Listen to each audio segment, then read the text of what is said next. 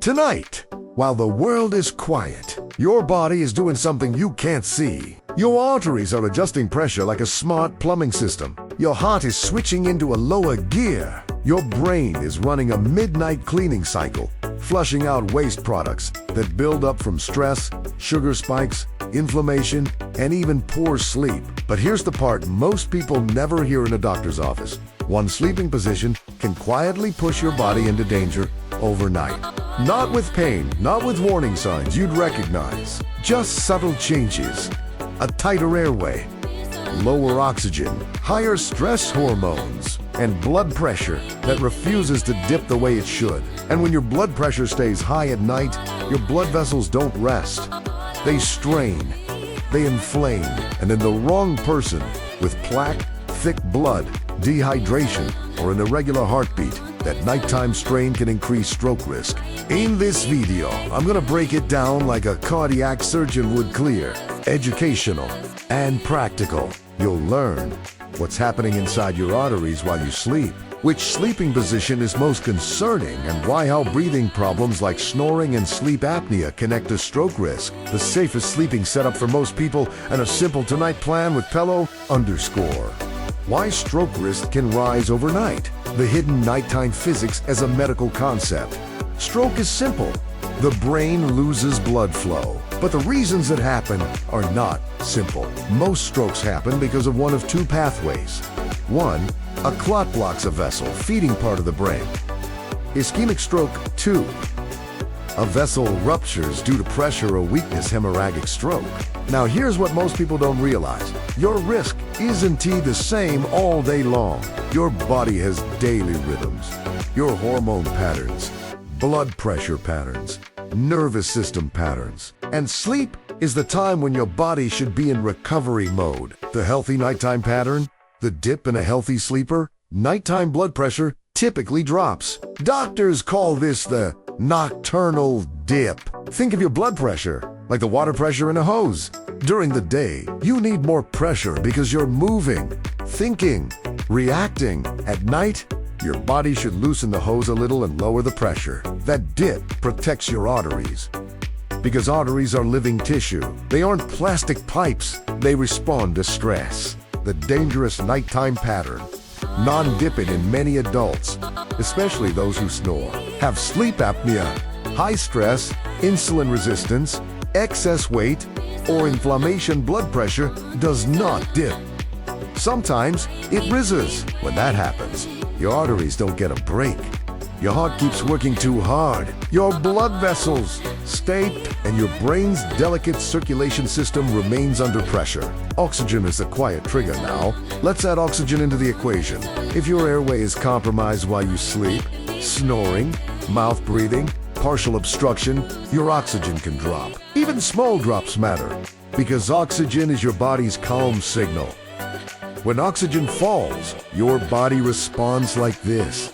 It releases adrenaline-like stress chemicals, blood vessels tighten, heart rate spikes, blood pressure raises, inflammation increases. And if this happens repeatedly all night, that's why the phrase sleeping position is not a silly lifestyle topic.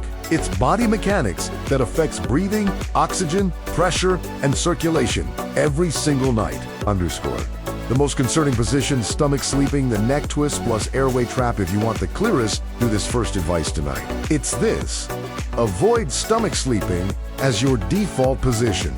Not because it's bad luck, because it sets your body up in a mechanically stressful posture. Why surgeons and sleep doctors dislike stomach sleeping when you sleep on your stomach.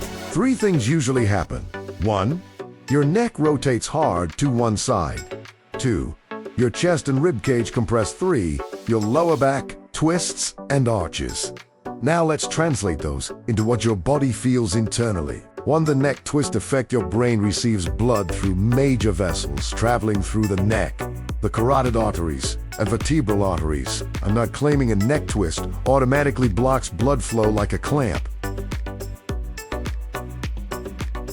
But I am saying a chronic twist can increase tension in neck muscles, irritate nerves and soft tissues, tighten the jaw and throat, make breathing shallower, reduce the quality of sleep cycles, and lower sleep quality. Ties directly to higher nighttime blood pressure. To the airway trap, most stomach sleepers also bury their face partially in the pillow. That can create subtle airway resistance. When your airway resists flow, you breathe harder without realizing it.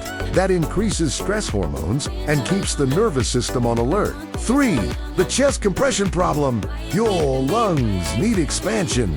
Deep breathing is not just about oxygen.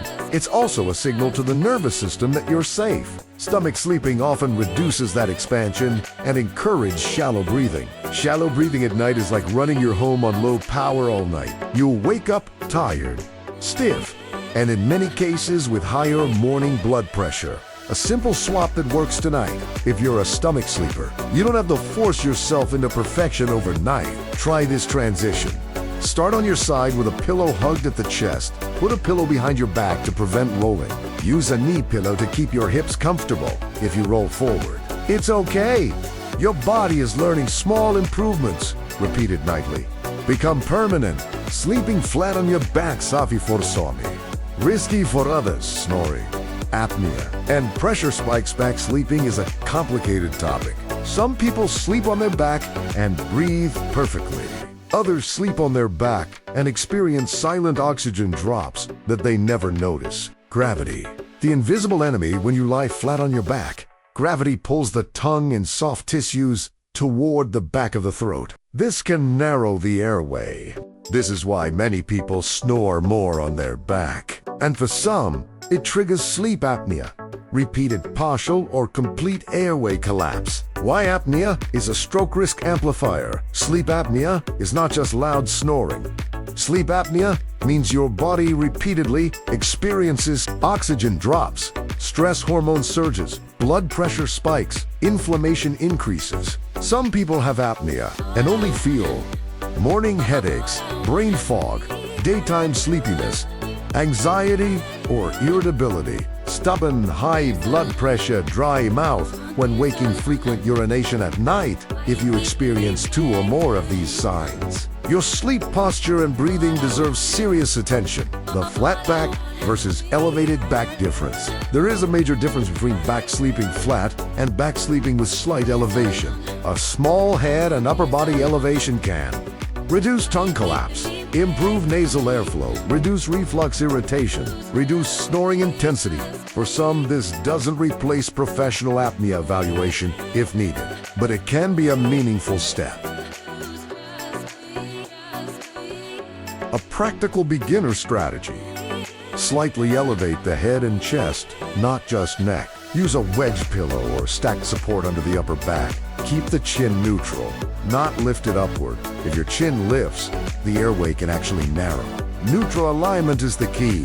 Underscore, the safest position for most people, side sleeping, but pillow height decides everything. If I had to choose one default position for most adults, it would be side sleeping, because it usually improves breathing mechanics. But side sleeping can still be wrong if your neck alignment is off. The pillow mistake that ruins side sleeping. Here's what I see constantly. Pillow too high, head bends, dome airway tightens, neck muscles strain, pillow too low, head tilts up, jaw tension, shoulder compression, pillow too soft, head collapses, spine twists all night. Your goal is a neutral line. Imagine a straight line from the center of your chest to your forehead. That's the posture your airway likes. That's the posture your nervous system finds calming. The side sleeping kit's simple, powerful. If you want a setup that supports heart and brain recovery.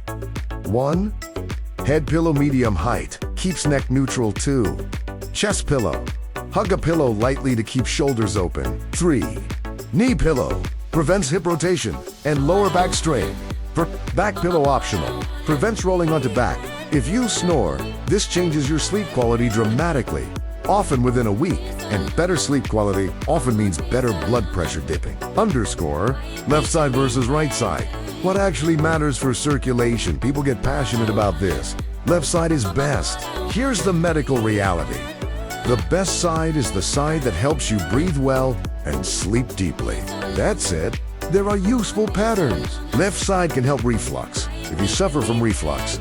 Left side sleeping often reduces acid flow upward. Less reflux means less nighttime irritation and fewer micro-awakenings. And fewer micro-awakenings often means deeper sleep, better blood pressure, lower stress hormone activity. Right side can feel better. For some people feel less pressure or fewer palpitations on the right side. Comfort matters because comfort improves sleep depth. And sleep depth is cardiovascular protection. What matters more than the side if you remember only one thing? Remember this: oxygen stability beats side preference. If you breathe better on the right, choose the right. If reflux is a problem, test the left. If shoulder pain is pulling you into a twisted posture, add support pillows. Your goal is CNT. Perfect positioning. Your goal is stable breathing plus relaxed nervous system plus nighttime blood pressure recovery. Let's summarize in a way you can actually use. What raises risk overnight? Most stroke risk pathways at night are amplified by reduced oxygen from airway obstruction, blood pressure that fails to dip, stress hormone surges, inflammation, and vessel strain. The position most concerning for most adults: stomach sleeping, because it encourages neck twisting, shallow breathing, and tension. The position that can be risky if you snore: flat back sleeping, because gravity can collapse the airway and trigger oxygen drops. The safer default for most people: side sleeping with a neutral neck, using a supportive pillow system. Your tonight plan. Do this in 2 minutes. 1. Don't start the night on your stomach. 2. If you snore or wake tired, don't sleep flat on your back. 3. Side sleep and fix pillow height to keep your neck neutral. 4. Add a pillow between knees. 5. If you're still awake with headaches, dry mouth, or fog, consider screening for sleep apnea. Nutritionist style bedtime support. Simple, educational. Now let's add one more layer. What you eat at night can influence sleep quality, inflammation, and blood pressure. Here are gentle, food-based habits that support calmer nights. Avoid heavy meals late. Digestion increases heart workload at night. Reduce alcohol. It relaxes throat muscles and worsens airway collapse. Go easy on salty late-night snacks. They can increase fluid retention and pressure. Choose a light option if needed. A small serving of kiwi or tart cherries earlier in the evening works well for many people because they support restful sleep chemistry for some individuals. Hydrate earlier in the day to avoid dehydration without waking up constantly to urinate. And remember, these are educational tips, not medical treatment. The point is to create a nighttime environment where your body can truly recover. Now tell me in the comments, which position do you sleep in most nights? Stomach, back, left side, or right side? And do you ever wake up with a headache or a dry mouth? If this helped you, like the video, subscribe, and share it with someone you care about. Because one small change tonight can protect the brain and heart for years.